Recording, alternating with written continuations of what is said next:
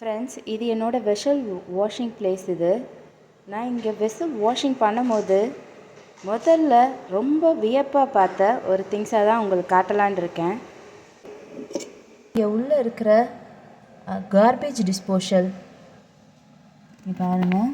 இந்த 2 பிளேடும் நீங்கள் போடுற ஃபுட் பார்ட்டிகல்ஸு உள்ளே ஊற்றுற பார்ட்டிகல்ஸ் அப்படியே வந்து ரொம்ப கூலாட்டம் கிரைண்ட் ஆகி வெளியே டிஸ்போஸ் ஆகும். நான் உங்களுக்கு தண்ணியை திறந்து விட்டு காட்டுறேன் பாருங்கள். உள்ளே பாருங்கள்.